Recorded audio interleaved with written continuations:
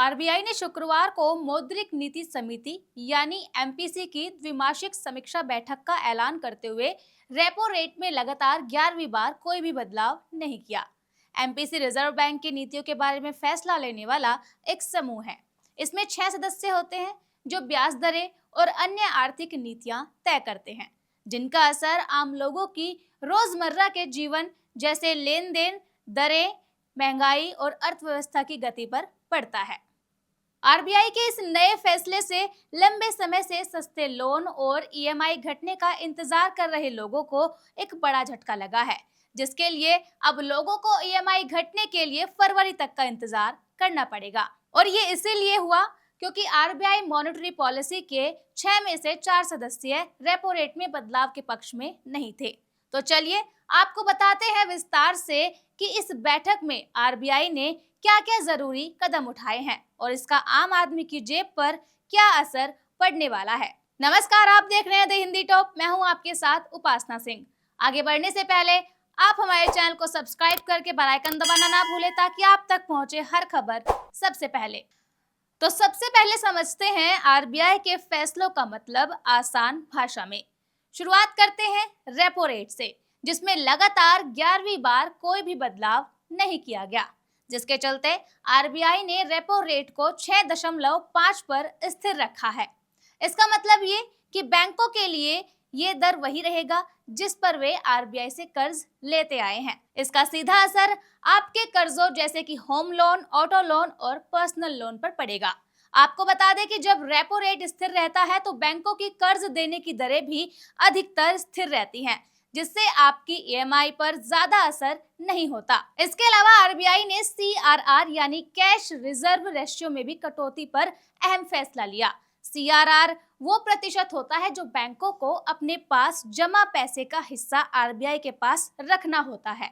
इसे 4.5% से घटाकर 4% कर दिया गया है। इससे बैंकों के पास ज्यादा नकदी आएगी, यानी बैंक के पास ज्यादा पैसे होंगे जिनका वे लोन देने में इस्तेमाल कर सकते हैं।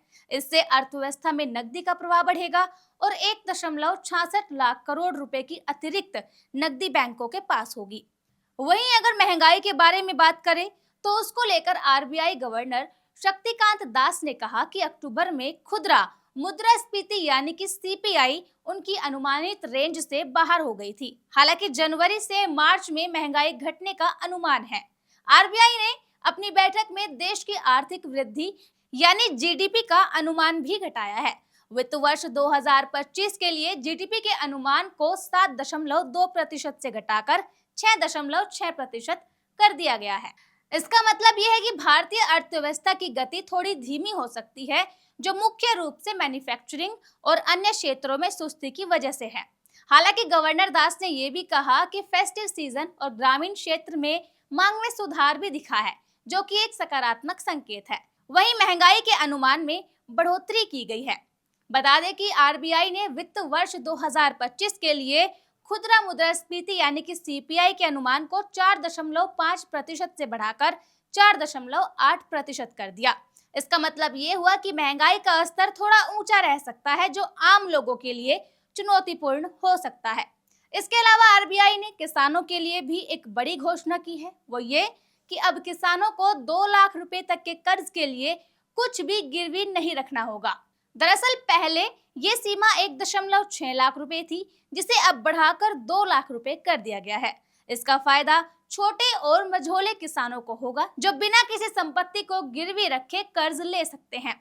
ये कदम ग्रामीण क्षेत्रों में किसानों को आर्थिक मदद पहुंचाने में सहायक साबित होगा।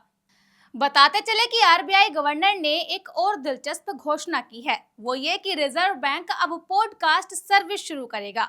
ये पॉडकास्ट लोगों को आरबीआई के फैसलों और मौद्रिक नीति से जुड़ी जानकारी देने का एक नया तरीका होगा, जिसके बाद लोग मोबाइल पर पॉडकास्ट सुनकर आरबीआई के फैसलों और उनके प्रभाव के बारे में आसानी से जानकारी प्राप्त कर सकेंगे।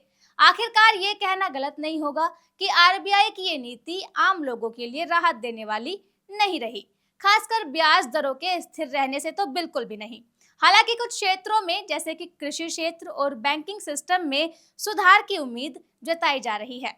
फिलहाल के लिए इस खबर में इतना ही। खबर पर अपनी राय कमेंट में जरूर बताएं और ऐसे ही खबरों के लिए सब्सक्राइब करें द हिंदी टॉप। साथ ही हमें एक्स यानी ट्विटर, फेसबुक और इंस्टा पर भी फॉलो करें।